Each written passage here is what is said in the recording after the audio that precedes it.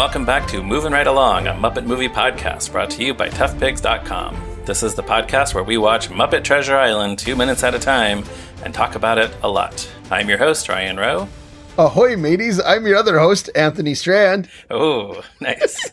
And we're very happy to have today's guest with us, making her third appearance on this podcast. Guest, who are you? Hello, I am Beth Cook. I am another Tough Pigs person and co-host, producer, and editor of Fraggle Talk Classic, another Tough Pigs podcast. A podcast that I hope everyone is listening to. I love that one. Thank you. Mm-hmm. Yeah, we have a lot of fun over there, going through the original series episode by episode, and in good old Tough Pigs fashion, just digging way deeper than anyone else besides the deepest of Muppet nerds would be interested in. Yeah, and with three hosts and often a guest, you get into some things that never, ever would have occurred to me watching Fraggle Rock. It has changed. There's a lot there. It has changed my perspective on Doc completely. Like, you guys have made me consider so many things about Doc that I never thought about. That is 100% true. Oh, that's cool. You've sort of been tracking an arc for Doc that I didn't realize existed, where he's sort of not a very good dog owner at the beginning of the series and then becomes a little bit more likable as it goes on. So yeah, he gets some character growth. Yeah, that's good. But we're not talking about Doc today. We're talking about a scene where some characters are on a dock because we're talking about minutes 23 and 24 of Muppet Treasure Island, in which our heroes get their first look at the Hispaniola, and we get our first look at Tim Curry. So we begin with young Squire Trelawney, played by Fozzie, greeting our heroes at the harbor, and he says, "There she is, the Hispaniola," and there she is. I really like that Fozzie gets to introduce us to the ship. Like, as much as I've complained about Mr. Bimbo already, there's something really nice about our old pal Fozzie gets to, like, introduce the majesty of our central location for the movie. Yeah, for most of the rest of the movie, this is, the most important location. And Anthony, can you tell me, in the book, is it spelled Hispaniola Niola? Yes. Because, I was always assuming, because I'd never seen it in print, that they were using the Spanish letter with the Nye, which is the N with the little wiggly thing over it, which is how you get the ñ sound in Spanish. But apparently not. So Anthony, I didn't know, maybe it's early to open the strange case, but I was wondering if you might have anything from the annotated Treasure Island about why the ship is called the Hispaniola. I do. I will open up the strange case of Dr. Jekyll and Mr. Hyde. It says here that Hispaniola was one of the islands in the Caribbean Sea that gave birth to the buccaneer crews of the 1600s, who operated from Tortuga, Petit Goave, Leogane, and Portape. Hispaniola is the site of the oldest Spanish settlement in the Americas. So that's why it's named that. Yeah. Okay. I did a little bit of Googling and found something on the National Maritime Museum website from Cornwall, England, that told me that the island of Hispaniola is now the location of the two nations of Haiti and the Dominican Republic. Right, yeah. And the first European to sight the island was Christopher Columbus, who named it Espanola, which later became Hispaniola. So that's the history of that name. This is a very educational podcast. Christopher Columbus rears his head once again. Yes, Christopher Columbus, not a great guy. No, I mean, look, I think we can all agree Mrs. Doubtfire is overrated, right? Wait, what? Chris Columbus I do like the directed screenplay for Mrs. Gremlins, Doubtfire. though. Chris Columbus directed Mrs. Doubtfire. Oh, jeez. Yeah. Dumb. It was a dumb joke. Movie buff. You can cut it. No, absolutely not. Mm-hmm.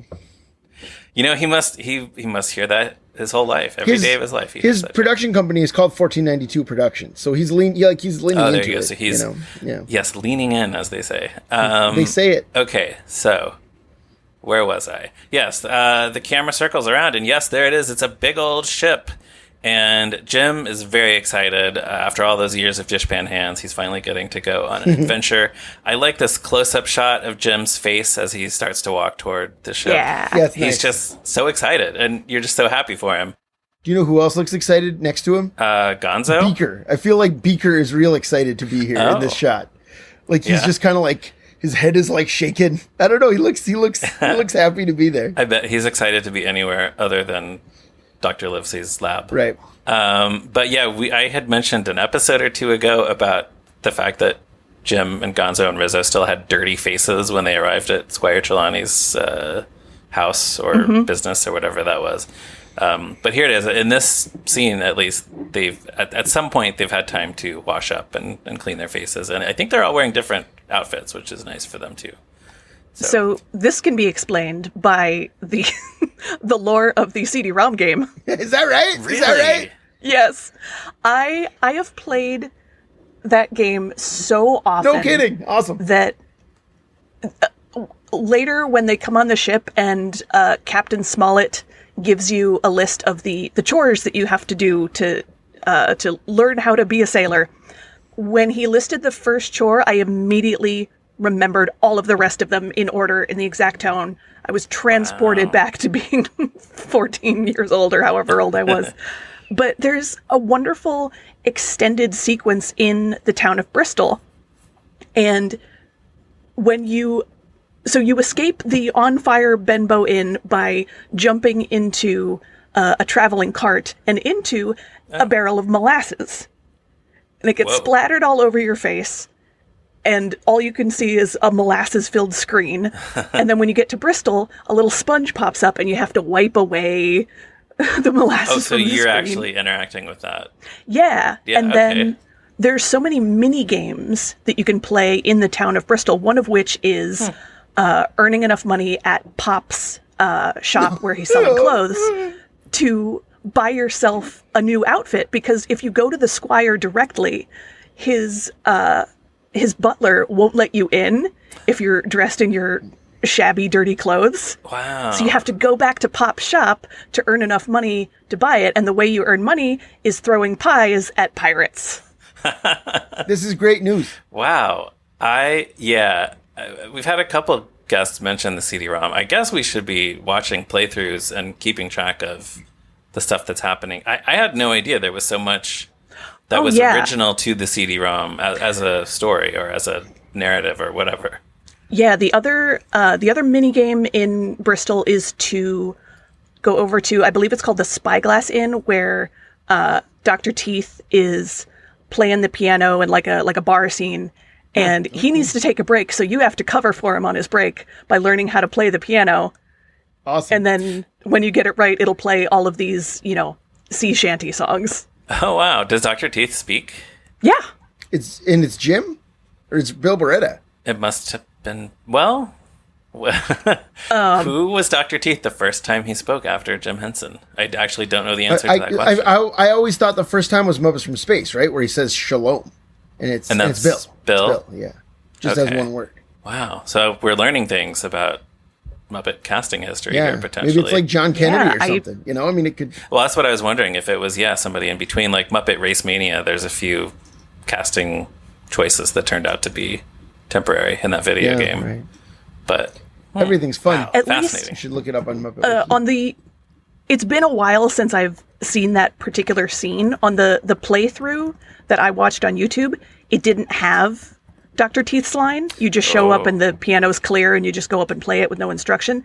But I specifically remember Dr. Teeth, introducing, like, hey, I gotta take a break, and all these customers are demanding to hear their favorite songs. So now, wow, that's really fun. So I'm looking on Muppet Wiki, and I was right. It says John Kennedy as Dr. Teeth on the Muppet Wiki page. Okay, there we go. Good for him. Cool. Huh. Yeah. John Kennedy, a very talented puppeteer who often seemed like he was going to join the main Muppet troupe and then never did. Like, there's a lot of instances of him he plays Floyd on Red and Green Christmas, right? Like 10 years later. Yeah. You know?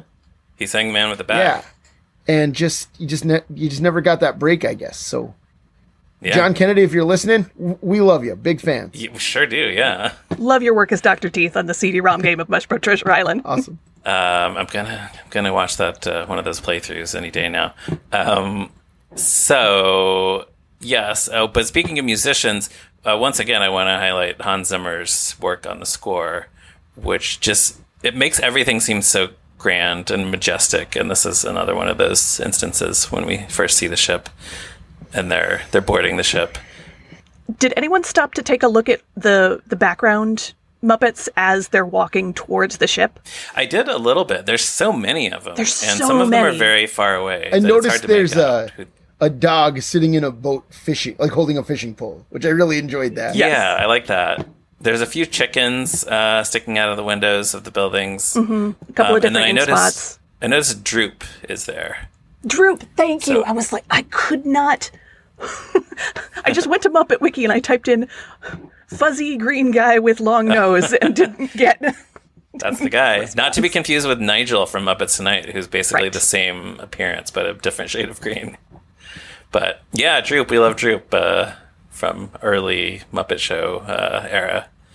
And The one that really baffled me that I couldn't figure out was there's kind of like a pink bird lady. I'm not sure who it is, but like at first I thought it was a lady in a pink feathered boa, but then rewatching it closely a bunch of times, they're distinctly like wings, and it almost looks like the beak is like green. And I'm like, who is this bird lady? And I looked and I couldn't find anything on Muppet Wiki. So I did not notice that Muppet, but listeners, if you can identify this pink bird lady, please tell us who that is. We also catch a glimpse of some of the sailors getting on the ship. We see our old pal Sweetums carrying a cannon. So this is the first, like, Sweetums wasn't in Muppet Christmas Carol. He was not, so it's great to see him. And he wasn't back. in Muppets Take Manhattan either. He's That's not true. He's not even even at the wedding. Oh. This is Sweetums' first movie appearance since the opening scene of Great Muppet Caper. Great Muppet Caper. Yeah, which is, Yeah. I mean, I know there's only 2 movies in between, but Right. he's not in Muppet Family Christmas either, which is something from That's true. like kind of his big role in between is in Muppet Vision 3D. That's kind of the only major Sweet, like he was on the that Cosby Show episode and some things like that. Yeah, and I think he shows up once on the Jim Jim Henson Henson Hour, Hour. him and Dog Lion, right? Yeah, I think so. Yeah. But it's like so exciting to have him back. There's just even watching this for these minutes when they showed him, I was just like, Sweetums carrying a cannon. Hey. Yes.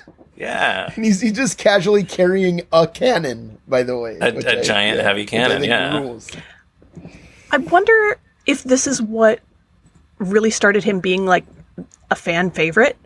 Like when did Sweetums? Well, when did? But remember in the Muppet movie, like the final button on that is Sweetums breaking through the screen and being like, "I told you I'd Good get to point. Hollywood." Yeah, and the whole Jack not named Jack job, like that's very endearing. But maybe to the next, the next younger generation. Yeah, I guess that's what I mean. Discovering Like when the did young Muppets. people start to know who Sweetums is? Maybe this was it. This movie. Yeah. Though I don't think they say his name in this movie. Oh, maybe they do when they're think taking in the roll call. roll later. They might, do because yeah. in the roll call they play it like it's a joke that the audience hasn't heard. Like they say Sweetums and you're supposed to be like, haha, that guy's name is Sweetums, Right. And then all of us who have known Sweetums our whole lives are like, that's not a joke. I already know his Yeah, name. I was just like, he's in the Frog Prince. Yeah. Sweetums, lay your ugly head down upon your wretched bed. So good. Ah, what a great special. Since we've gotten a good look at the town of Bristol and the ship, Oh, now I want to bring in a little bit. Can I say one more thing about Sweetums? Because we should say Sweetums is John Henson here. This is We haven't heard him speak yet, but you're right. But this is the era when, because when I was a kid, like I remember reading that John Henson, Jim's son, Jim and Jane's other son, besides Brian, they had 3 daughters and 2 sons. I'm just thinking about being known as Jim and Jane's other son. That's kind of It's true. It's absolutely true. He's the younger of the 2 sons, correct? Also, like Yep. Yes. Brian was his older brother. I remember reading that that's who played Sweetums now, though, like when I was a kid, I mean. And thinking like he must be a more prominent member of the Muppet Troupe than he is.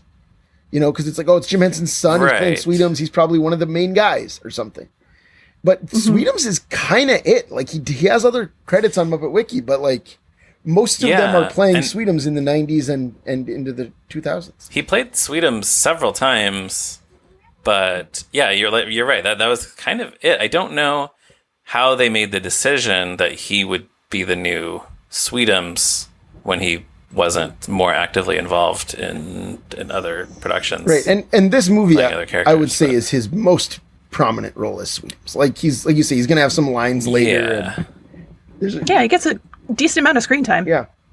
And I guess we should note that John Henson passed away in 2014. He's the only one of Jim and Jane Henson's children who is no longer with us. Right. Yeah. He's great at Sweetums. Yeah, for sure. So, yeah, I just wanted to bring in, so now that we're seeing this big set of the town and the ship, some information about the filming of the movie. This was filmed at Shepperton Studios, like Muppet Christmas Carol was. According to a D23 article from 2021, the sets included a complete seaport and inn with interiors and exteriors, a 40-foot beach with palm trees and 200,000 gallons of surf, portions of the island with mountains and jungle, and detailed sets of boat interiors. So everything we see in this movie, even stuff that looks like it's outdoors, is not outdoors, it's indoors. Principal photography began on April 3rd, 1995, so just peek behind the curtain. Yesterday was the 29th anniversary of the beginning of shooting this movie. That's exciting. Oh, wow. As we record this. Yeah. Yeah. And they shot for 14 weeks on 13 sets.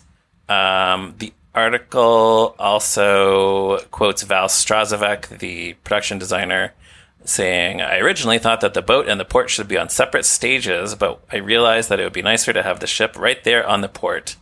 I had to force the perspective tremendously. It became very technical working out how I could force the perspective without making it look obvious. So presumably not everything is actually the size that it looks on screen, I guess, which is just movie magic.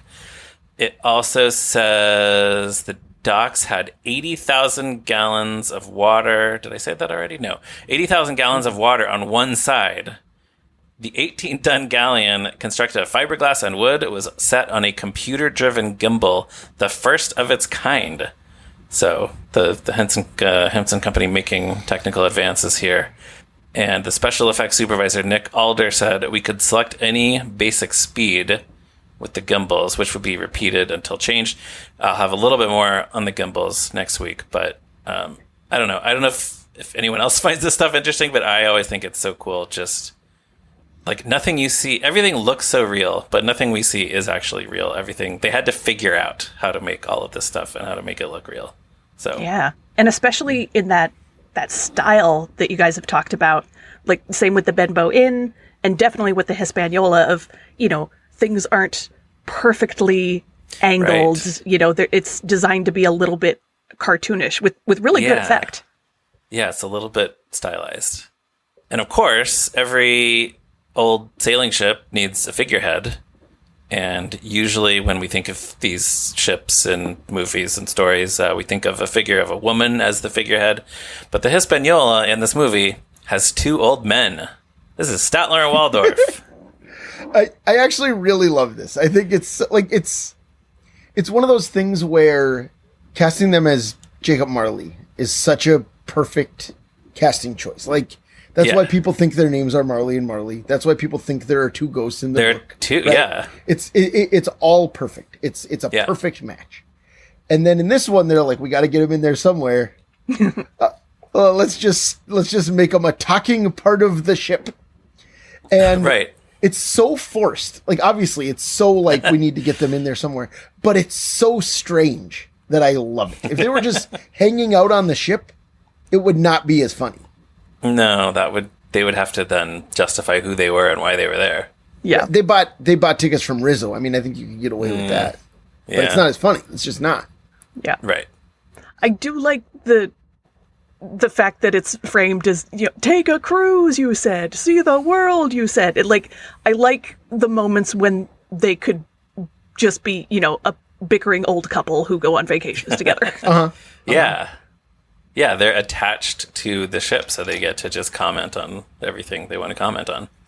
Yeah, so the rest of that is take a cruise you said, see the world you said. Now here we are stuck on the front of this stupid ship, and they laugh. So Anthony, they're on the same page as you.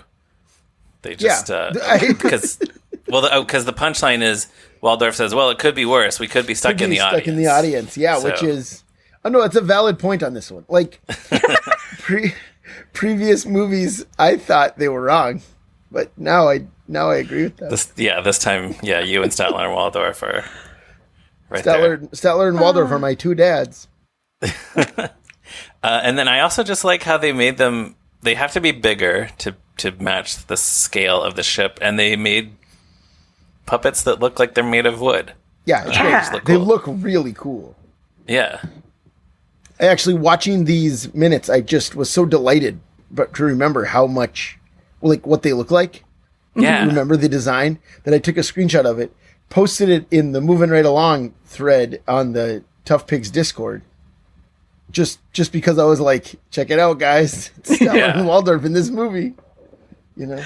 That's another thing about the game is that if you do eventually get to like play it, you have to click on absolutely everything that you can click on because little animations pop up.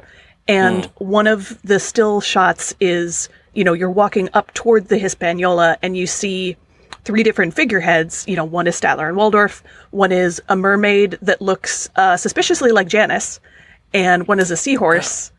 And you can click on Statler and Waldorf like several times and get several more quips. Oh, nice. Oh, that's fun. Yeah, so much of what I've heard about the CD-ROM reminds me of the Monty Python and the Holy Grail CD-ROM, where you would go through different scenes of the movie, and if you would click on things in the background and different funny things would happen.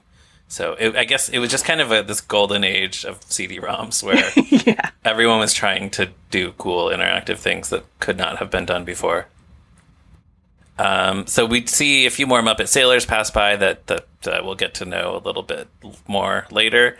Fozzie tells Mr. Bimbo that the crew is provisioned, the ship is provisioned, the crew is in place, and the captain shall be on board within the hour. You have been a busy little man, so thanks for that exposition, Fozzie and Mr. Bimbo. Now, Beth, you were not with us previously for the introduction of Mr. Bimbo.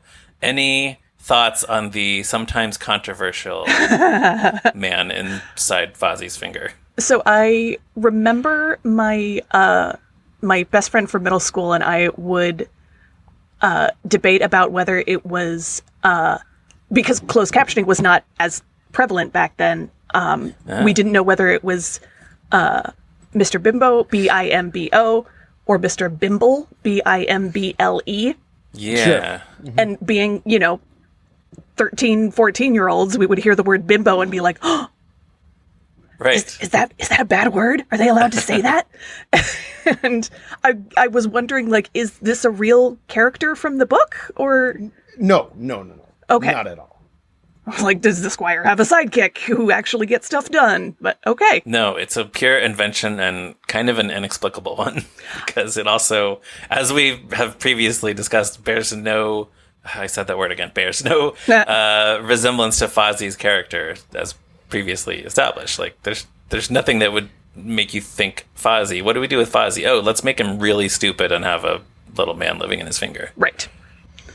I do get that if you're going to create a character who's rich but otherwise useless and jovial and kind of stupid, that you would probably cast Fozzie in that role. I mean, sure. Yeah. I guess that kind of makes sense. I just remember I found it hilarious as a kid that there was a little man who lives in his finger and that he genuinely believes this. And I was like, you know what? Who am I to say he's wrong? Maybe there's a little man living in his finger. I guess maybe there is. Yeah. I mean, it's never actually disproven. So there you go. There might actually be a little guy in there. So can I tell you what I wrote down in my notes for this? Oh, please do. Fozzie just talks to his finger again, and Rizzo shakes his head in disgust. It's just the same joke we already saw. they're so sure that the audience is just gonna love it. This swill, this absolute trash, they just keep sloshing it out on the table. Okay. I've listened to all the episodes that have come out so far, but I haven't heard anything quite that scathing yet. I'm impressed. I don't, it just makes me so sad. But some people, there must be some people who really love I Mr. do, Bumbo. yeah. Well, I thought it was funny when I was Back 13. then, yeah. No, right. Nowadays, I'm like, is this the best use of Fozzie's screen time? Is this the best way to portray this character? Yeah. Right. Yeah. But no, and I know. Are there any passionate Mr. Bimbo defenders out there? We want to hear from you. Yeah, let me know. Definitely. Yeah, let's talk. We want to hear from Yeah. you. Come on, give it a try.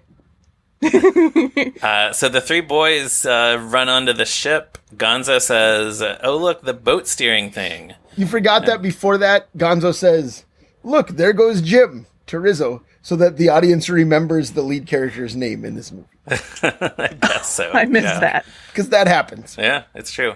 The boat steering thing, and Jim says this is called the helm. And then there's a little moment. They're really going on an adventure. They're all excited. Gonzo calls Jim Captain Hawkins. That's cute. Yeah, it's a nice, as we've already alluded to, the relationship of these three is going to be tested a little bit as the movie goes on. So this is kind of one more moment where they're all together. We're seeing their three friends dynamic. But then, of course, Rizzo is less interested in having an adventure than asking, where's the kitchen? The kitchen is below deck, and that is where they go, and that is where we hear a singing voice, which belongs to the ship's cook. He's singing, "What Shall We Do with a Drunken Sailor?" This is a real sea shanty that I think a lot of people have probably heard, maybe in pirate movies. According to Wikipedia, this was sung on board sailing ships at least as early as the 1830s. In some styles of performance, each successive verse suggests a method of sobering or punishing the drunken sailor. And indeed, in this version, the cook is singing about putting someone in a longboat till he's sober. So, yeah, that's great. sober up that sailor. So, Ryan, I know that you, like me, grew up in a church-going home. Yes. In the 1990s. Did you grow up with, "We've got a king who rides a donkey, we've got a king who rides a donkey, we've got a king who rides a donkey, and his name is Jesus"? That one doesn't sound familiar. It really seems like something that could have been a Vacation Bible School song. Yeah, exactly. It's exactly what it was for me. Yeah. I don't think I know it. Yeah, no. Were there other verses? Yeah. Jesus the King is risen, Jesus the King is risen, Jesus the King is risen early in the morning. Right, of course. So is it specifically for like Palm Sunday? Yeah, Easter it's like time? an Easter. It's like an Easter song. Yeah. He Okay. rides a donkey. Yeah. Yeah. And anytime I hear this song, including in this movie, like all day today, I have had that in my head. That we've got a king who rides a donkey, right? Wow. It's just like so ingrained in my head from childhood. Yeah, there you go.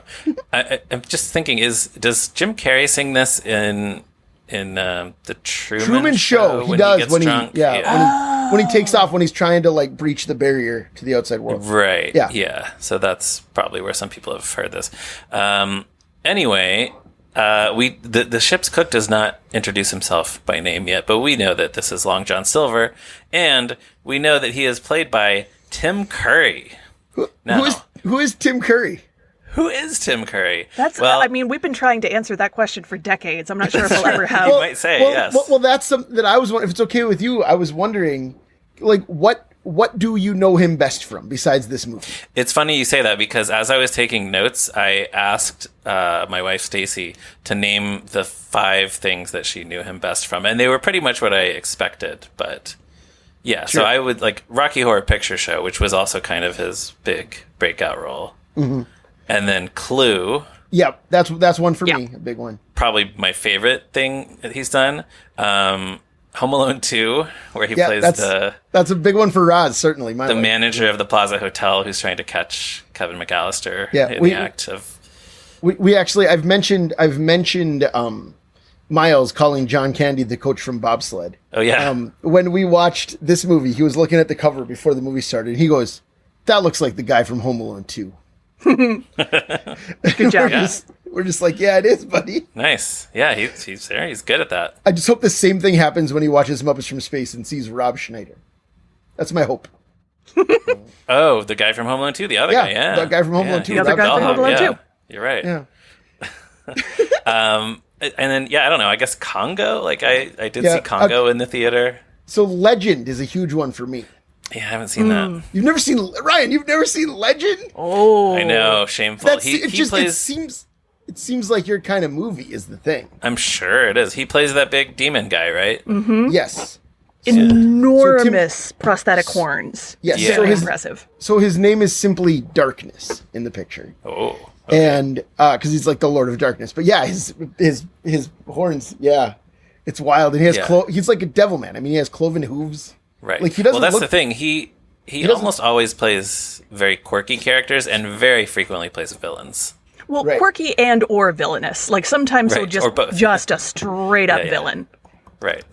Right. And speaking of a quirky villain role, Annie, the 1982 Annie, is another one that I think that's number one for me. Yeah, where he and Bernadette Peters are the duplicitous couple who tried to adopt her. He's in The Hunt for Red October, which that's on my list. I haven't seen that, but Fern Gully. He's done a lot of voice work too. That's a big one for Oz too. Is Fern Gully? Yeah. Same. He apparently won an Emmy, a daytime Emmy for the animated series Peter Pan and the Pirates, which I remember was on when I was a kid, but I don't think I ever watched it. But he did win an Emmy for that, so good for him. And then a lot of kids people who were kids in a certain era probably know him from the Wild Thornberrys. Mm-hmm. Oh yeah, of course. He's was also he did voices in 7 episodes of Dinosaurs. We should mention. And he was the narrator of the DVD special, a special Sesame Street. No, not a special Sesame Street Christmas. A Sesame Street Christmas Carol. Oh, the one, the one with Sam the Robot as the Ghost of Christmas Future. Yes, it's just clips from previous Sesame Street Christmas specials. He was also Ebenezer Scrooge in a 1997 animated direct-to-video Christmas Carol that I have not seen. I haven't seen that one either, actually. Yeah. I know it exists. And of course, we should mention that he was Pennywise the Clown in the 1990 miniseries It, which traumatized for him, an entire generation of children. And even though earlier this season I expressed my distaste for fat suits, such as the one Jennifer Saunders wears in this picture, right? Mm-hmm. One of the things I think of Tim Curry from is the USA show Monk, the Tony Shalhoub classic Monk, where he had a recurring role as a character named Dale the Whale, who's like an 800-pound man that can't get out of bed. And it's like a weird, funny Tim Curry performance, but it's also unpleasant that's what they had him do. You know? But I think of it a lot because it's just like Tim Curry and Tony Shalhoub like talking at each other, you know? Yeah. Wow. Well, of course, you say USA. He was also the voice of King Chicken, the recurring villain on the animated series Duckman. Oh, is that right? In the early 90s, yeah. I wasn't allowed to watch Duckman. Oh, no? Well, yeah. I was just at the age where I could stay up late enough to watch Duckman. But yeah, Tim Curry, I think everybody loves him. He has 242 acting credits on IMDb.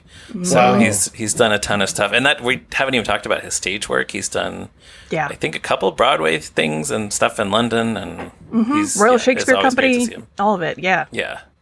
So, yeah, Tim Curry, he's great. And we're going to see a lot of him for the rest of this movie. So I will add that the favorites of mine that I grew up with that you didn't mention were The Three Musketeers.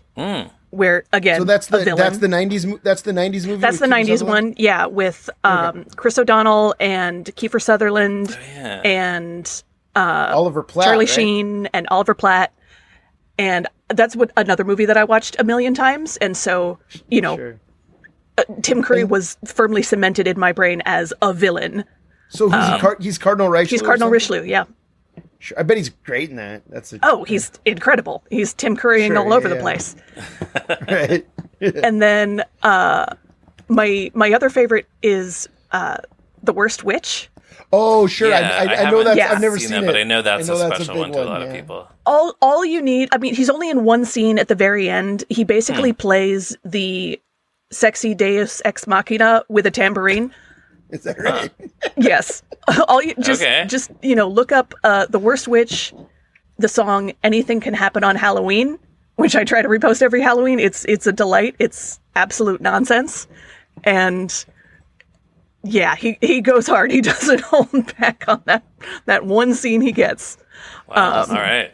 Awesome. And I love that. For films that like you haven't seen, like, Ryan, if you need to see Legend, and I don't know, Anthony, how you feel about adaptations of Terry Pratchett's work, but Tim Curry was in The Color of Magic. Oh, was he? See, so here's my you say that because I'm a big Discworld fan. Of course.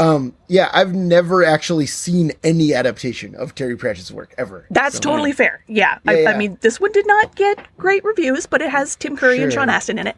But when you need to see a Tim Curry movie, you should do what my friends and I do and host a Curry and Curry night where we get together to watch Tim Curry movies and eat curry. That rules.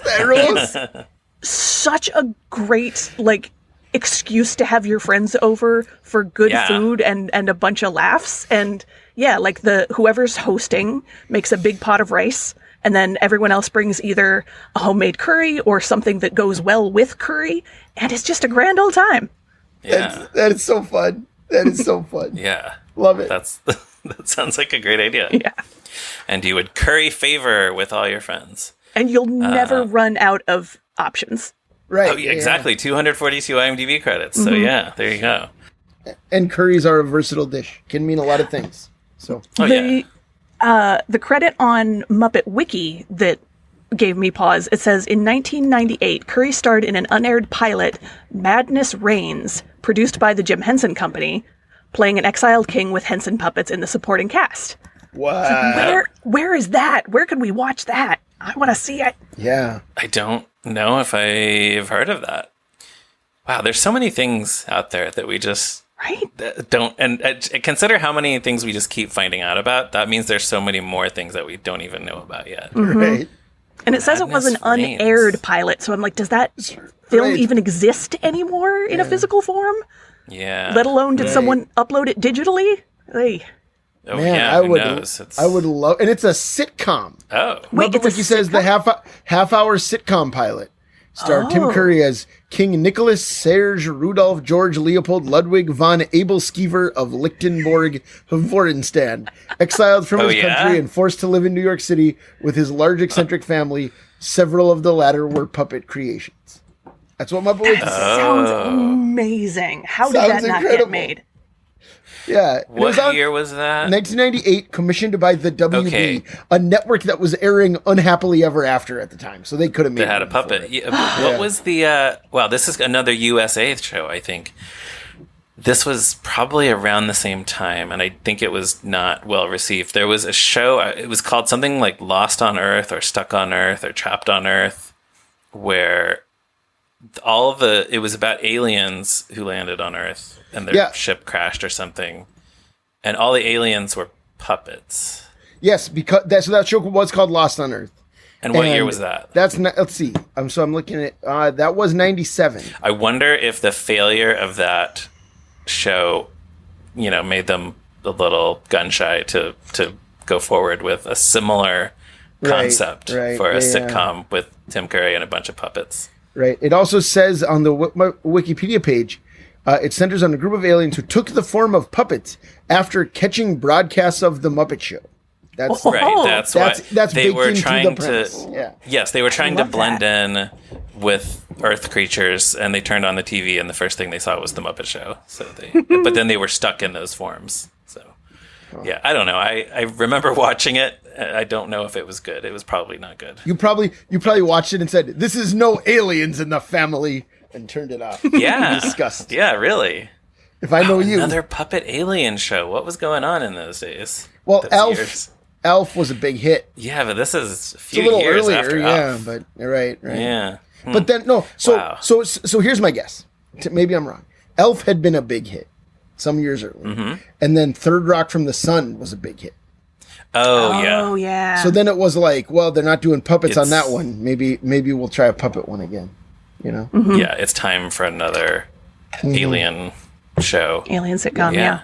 I've heard good things about Resident Alien, the current show, but I have no too. puppets on that one. I keep meaning to watch that. It's okay. Okay. All right.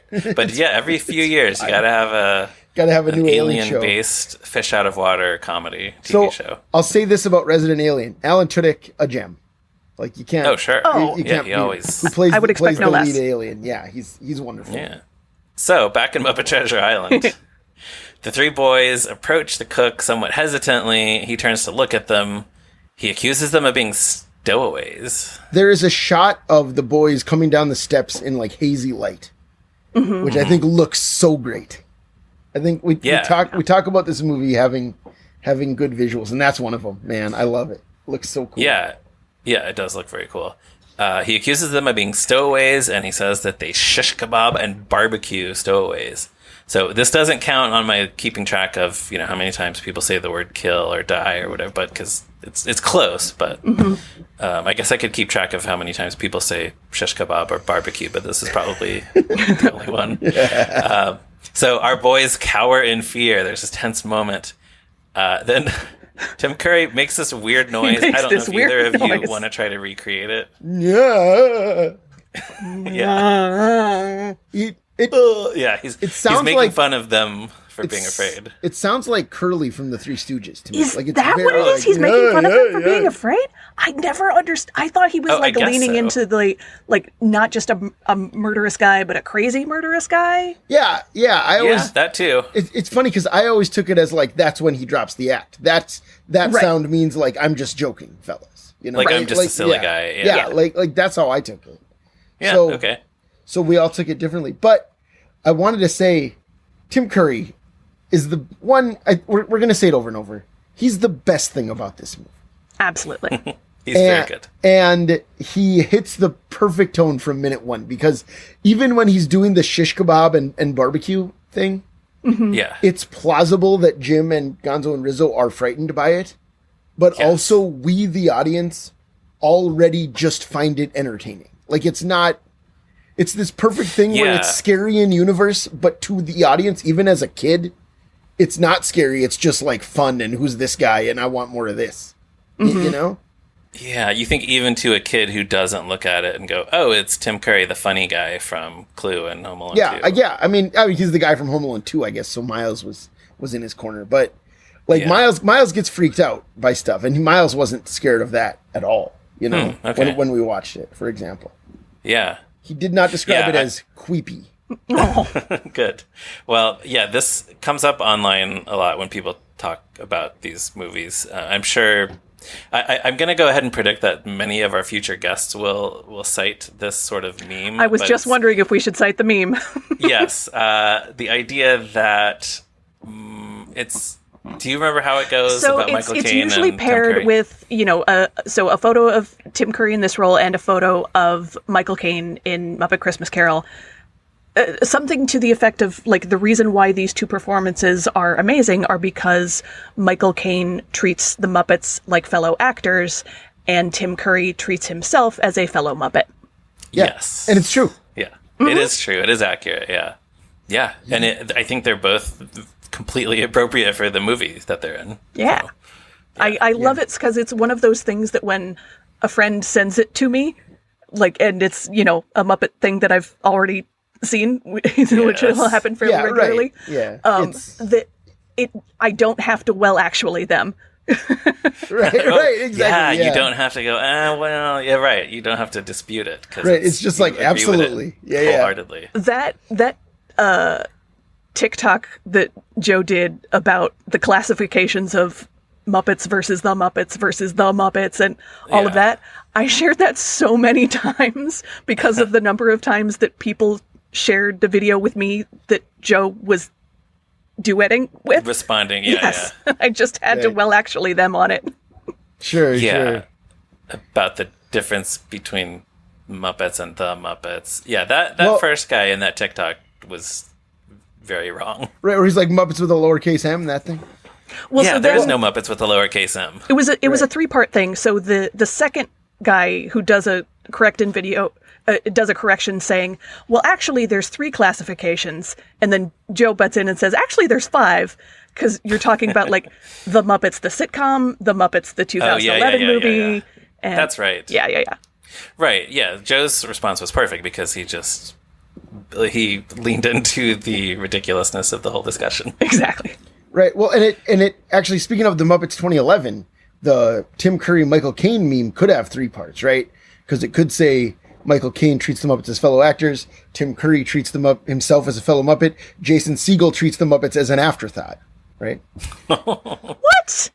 Jason Segel treats the Muppets as a fond memory from a long time ago. Right, because that movie is all about Walter being the most important character and the only Muppet who matters at all. All right, anyways, we can talk about that later. All right. Yeah, we're going to get to that. We can fight about that later. Let's get back. Good, I hope we do. I like that movie fine. We'll see. I like that movie a lot better than this one, for the record. Okay. Long John says, wait, I know you must be the Cabin Boys. And they all kind of chuckle. Like I like how they all seem a little bit sheepish. They're still kind of recovering from being so scared of him. Mm-hmm. But they're like, yeah, that's us for the Cabin Boys. And he says, hungry lads? Well, and that's where this clip cuts off. So in my opinion, cake is better than pie. In my life, it's now hair. Or never. I don't. Big Bon Jovi guy, Long John Silver. Yeah, we'll have to wait until next week to find out. So I have a few things from the screenplay draft, but before we move to that, any other thoughts on these 2 minutes? Beth, starting with you. So not on these 2 minutes from the movie, but I do want to talk about these 2 minutes in the game. If it's not spending too much time on the game, I know you guys have talked about possibly doing like a full episode just on the game. So yeah, but it's anything you have is great. Okay, cool. Yeah, please. So yeah, when you come aboard the Hispaniola, you're greeted by Captain Smollett, and he tells you, you're going to learn how to be a sailor, and here are the tasks that you must do: help Mr. Silver in the galley, load the jolly boat, fire the cannon, weigh the anchor, and build your own ship model. And I reached out to my friend who has lived and worked on boats to be like, hey, I have a really specific question about where your knowledge and my knowledge meet. Is this a reasonable list of what a cabin boy would be expected to learn and do? Oh, yeah. And she said, what a fun question. I don't know a lot about the historic duties of a cabin boy. I do know that they varied wildly based on whether you were recommended / well-connected or poor / convicted of something. As I recall, the general duties were running errands and messages for officers, helping in the galley, possibly helping with sails, standing watch, and other probably unpleasant duties as assigned. The higher status kids likely got to serve the captain and other ranking officers, and maybe got some mentorship in eventually becoming an officer themselves. And then she gave me a site with some more information that said a lot of the same thing. So honestly, not far off, although of course it sounds like the game sanitized some things. And she added, in modern times, the most entry-level positions for merchant mariners, all adults, is either ordinary seaman, and that's capitalized like OS, ordinary seaman for the deck department, or wiper for the engine department. And OS helps maintain deck equipment, scrapes rust and paints steel, assists in handling lines, stands lookout watch, etc. A wiper helps keep the engine room and other mechanical spaces clean and participates in basic maintenance. You never really hear about wipers in these these movies. Well, apparently, I don't know if that's like a modern term, but it was what she listed in. So yes, thank you to my friend Megan Emerson for that. That rules. That rules. I love having so much for sharing all that. Yeah, different kinds of nerds and geeks that I can reach out to with specific questions. But yeah, when you have to do all of those things in the game. Each one is a little mini game to interact with. And I'll just give you like a very brief rundown because there's so much. Helping Mr. Silver in the galley means he's making apple pies, and the apples are rolling along, and you have to put them in the pie faster than Rizzo can eat them. And Awesome. when you're loading the jolly boat, Gonzo is sweeping by hanging upside down, and you have to hook the little ropes onto the upside down hook of his nose. Okay. When you go to fire the cannon, Bunsen, Dr. Livesey pops up with this like new cannon that he's invented, which like will suck up some ammo into like a vacuum hose, and the ammo is like another apple or a bowling ball or a baseball, and then you get to fire those at passing ships and passing bowling balls and passing targets. Oh, that's fun. This game sounds awesome. It is awesome. Honestly, I think I probably played the game more often than I saw the movie. Sure, yeah. Weighing the anchor is very simple. It's just pressing the down button on the anchor and then pressing the up button for it to come back up. There's not a lot to it. But Fozzie says that he... I already weighed it. It weighs 357 3/4 pounds. And so then I had to look up how much does an anchor weigh, and they can be anywhere from 2,000 to 60,000 pounds. So that... Oh, they got to get a new anchor. Yeah. 2,000 pounds. This is the kind of thing I wonder, how did they get the anchor to the ship in those days? They didn't have giant trucks or, how did they... A horse can't drag that along, can it?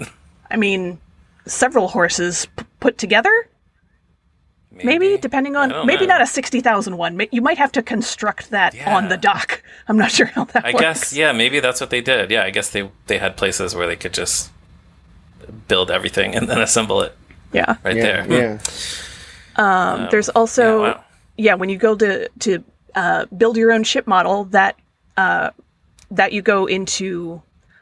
the captain's cabin, and there's like a little mini scene with just Kermit and Sam. It's like a shorter version of the "Who hired this crew?" scene. Okay. And you get a nice little back and forth where Sam says, "I will find the responsible party captain, and believe me, that party will take 40 lashes and walk the plank." Kermit says, "No, Mr. Arrow." Sam says, "Well, how about 1 lash, and we make him walk the plank 40 times? No lashes and no planks." "Aye, aye, sir. How about a stern talking to and a couple of shame on yous?" That's more like it. Pretty close to the movie, right? Sort of. They don't talk about what they should do to the person who hired this crew. Right. They just... They get sidetracked by Fozzie saying... they get sidetracked by a ship's cook and a guy who lives in a bear's finger. Yeah, right. Right, yeah, but Sam wants to have a harsh punishment, and Kermit is more like, "Oh, no, let's not do that." Right. So that part is similar. Oh, I forgot about that part. Yeah. Yeah. We'll see when we get there. We will. Yeah. Mm-hmm. But yeah, and then they're like, when you come out of the cabin, it's nighttime, and Long John Silver leads you on like a tour of the constellations, which are all Muppet characters. Like you point and click on the stars, and then it shows a Muppet dressed up as that character. So you get like Perseus, Lyra the musician is Zoot with a harp. The Big and Little Dipper are Fozzie, of course, the bear, and a bowl and a spoon. Sorry, I keep bumping my mic. Orion is Sweetums, and Pegasus, I only realized on this watch through, is Clueless Morgan with wings. Oh, nice. Yeah. Hercules is Mad Monty, and let's see. And then the last one, I only realized Perseus, I always thought was just some dude with the head of Kermit on his belt. But it turns out it's supposed to be Long John Silver, because he's like waxing poetic about like, a hero? Who can say? But legend had it that he was indeed a sea cook. And then he gives this Tim Curry laugh, and and then eventually you get to help steer the ship to Treasure Island, and you learn the difference between port and starboard. And yeah, overall, it's a really fun little game. And yeah, I didn't realize how much of it fell within these 2 minutes. Right. Well, and there is a stargazing scene later in the movie, but yeah, it sounds like in general, the CD-ROM just kind of fills in the spaces that we don't see on screen in the movie, or just kind of expands on things that we see in the movie. Yeah. And most of the, the little things that you can click on to get little extras, little Muppets and characters popping out to say funny lines, kind of fall within the same level of humor as the movie. Like either like groan worthy or baffled, like that's not even a joke, what was that? Or occasionally you do get a genuinely funny one. Yeah. You said the constellation of Long John had Kermit's head on his belt. Is that like a belt buckle, or like the implication is he cut off his implication head? Being that he cut off Kermit's head. And wow, like the Gorgon. Exactly. Wow. Okay. Huh. Wild. What a violent movie and a violent game. Yeah. No. The part I left out was that when Hercules as Mad Monty pops up, and Long John Silver says, "He's known now as a great hero, but he was once a madman, killed his own children in a fit of madness." Whoa. And I was like, okay, that's a little dark for a. Not for a kid. Yeah. And this is supposed to be a kid's CD-ROM game. Yeah, exactly. Wow. Well, that's all really cool. We're definitely going to have to look into the CD-ROM more as we go along. Yeah. But thanks for all that. Yeah. That's awesome. I mean, yeah, thank you. So, Anthony, do you have anything else on these 2 minutes, or anything more from the Strange Case? I got a little more from the Strange Case. Okay. Excellent. So in the book, Jim meets Long John before he boards the ship. Squire Trelawney instructs Jim to go find the ship's cook, the cook they have hired for the ship, who is working at. That's right. Another reference in the CD-ROM game. He is working at the Spyglass Inn. Oh, that is the name of where Long John works, and we get the first hint that Long John is not the benevolent figure he claims to be in this opening scene. Because Black Dog is there. Jim sees Black Dog from the attack on the Benbow at the Spyglass. And then both Long John Silver and his friend Tom Morgan, who I guess is maybe Clueless Morgan is named after Tom Morgan, another pirate. Okay. They both disavow any knowledge of who this person is, Black Dog. So, wow. So that's kind of his introductory scene in the book. When you read about Black Dog in the book, are you able to picture a human, or does your brain just make it Black Dog? It's just the Muppet. It's just the Muppet Black Dog. Yeah. No, not really. I don't know.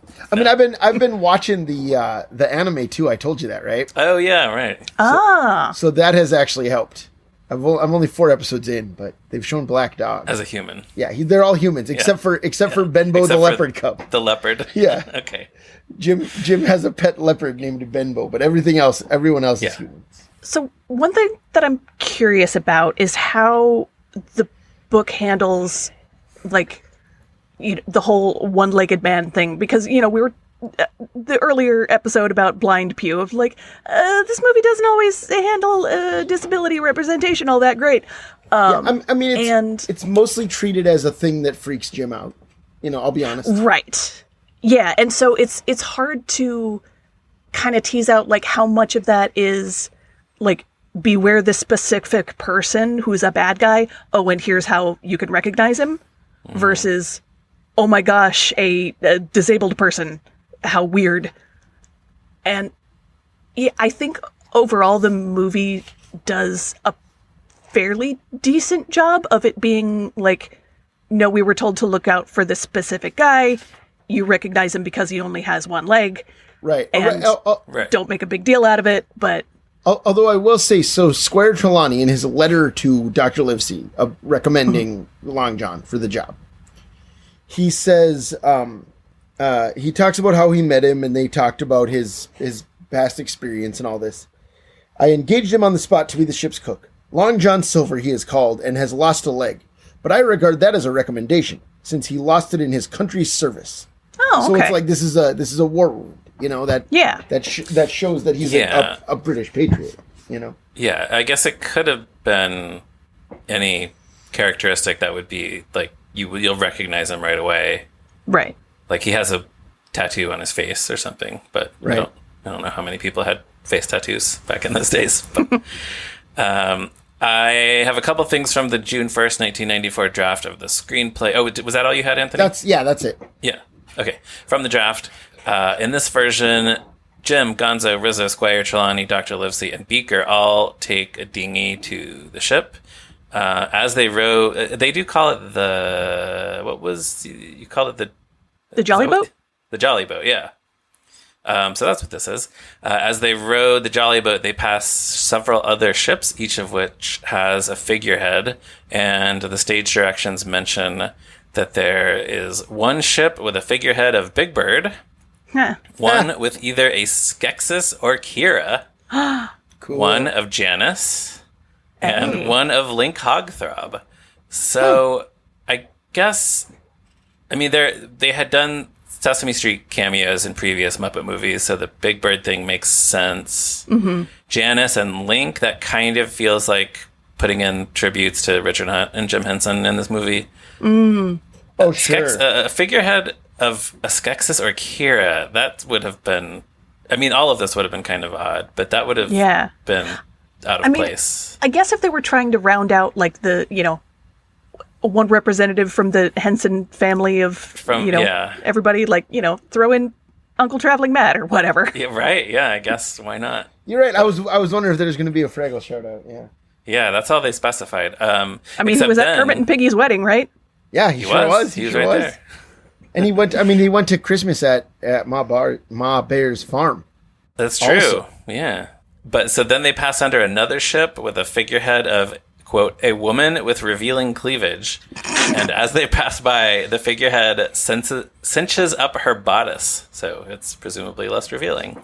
Huh. Alrighty. It's okay that they didn't put that. It was good. It was going to be, what's her name from Land of Gorch? Vaj. One of those Land of Gorch puppets is nothing but revealing cleavage, right? Yes, yeah, Vaj. That puppet was just sitting around. Yeah. And then the next ship has a sail that Gonzo recognizes as Mrs. Bluvridge's underwear. And they look up at the figurehead of that ship, and it's Mrs. Bluvridge. And Rizzo says, "How does she do that?" So one more use of that running gag in the draft. Very silly. Can we also see sails made out of the bathing suit that Grandma Otter wore? No, but I'm kind of surprised. Yeah, it's funny because there's actually a shout out, right? It's yeah. Often tourists who see it drying on the line would mistake it for a pirate sail. Like that's a line from the song. Yeah. Mm-hmm. So yeah, they totally should have done that. And then there's also a gag once they get on the ship where Dr. Livesey is testing out the ropes. He tugs on a rope and it comes loose, and a block and tackle falls on Beaker's head. Which that's a fun classic Bunsen and Beaker gag. Mm-hmm. I would have been okay with that being in the movie. Yeah. So then that's it from the draft. So, Beth, we always ask our guests 2 questions. The first one is, what is your history with this movie? So, remind me, what year did it come out? 1996. 1996. So I would have been 11, not quite 12. Mm-hmm. And yeah, I remember really enjoying it with my my best friend from middle school.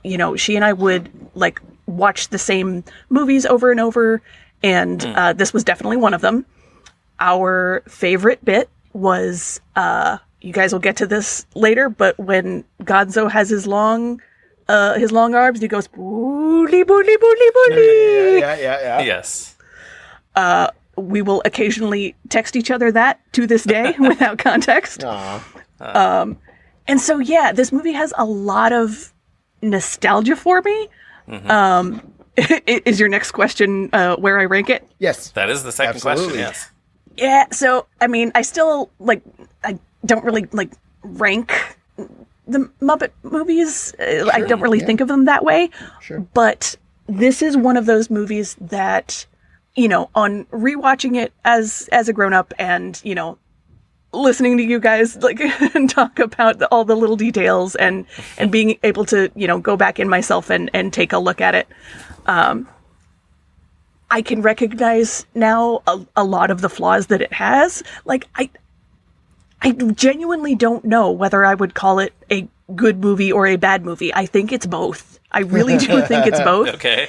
And that for all of its badness, it's a rollicking good time that I will always love. All right. Great. Love it.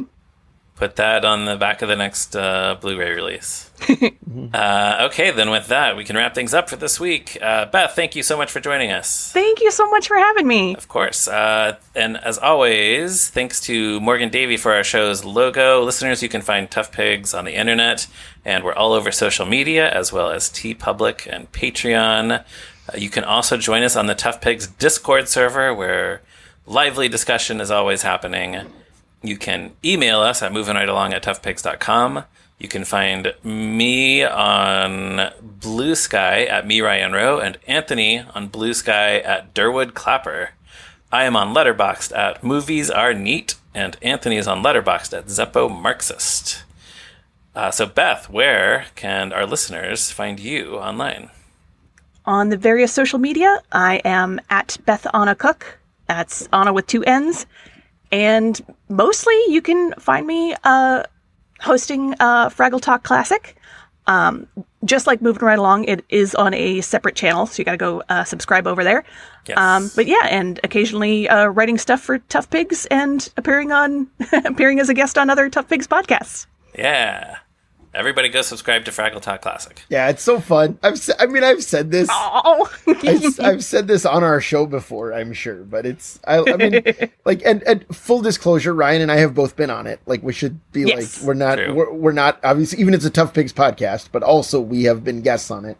So yep. I'm not impartial, but the ones that I'm not in are also, my one is great. That's not what I mean. What I mean is the ones that I'm not in are also good. I love the dynamic that you, Julia, and Adam have had. I've told you that. It's so fun. Yeah. It's just anyone who likes Fraggle Rock should listen to the show. It's such a delight. Yeah, and we always try and get some new listeners who haven't seen it since they were kids, or I vaguely remember that show, but I don't know if I want to listen to a podcast that takes a deep dive on it. I don't want to get spoiled. And here's the nice thing. Adam has not seen it either. So he's watching for the very first time. And so we tried and keep it mostly spoiler free. Yeah, you go out of your way not to reveal. I mean, it's not like it's a super serialized show, but you go out of your way not to spoil things that are going to happen later. So yeah. Because it's always such a delight when Adam discovers a new dynamic and what? This is happening now? Yeah, there you go. So yes, everybody listen to that. And also, everybody, please tell everyone all your fellow sea cooks, ships cooks, to listen to this podcast and join us again next week for another episode of Moving Right Along. Goodbye.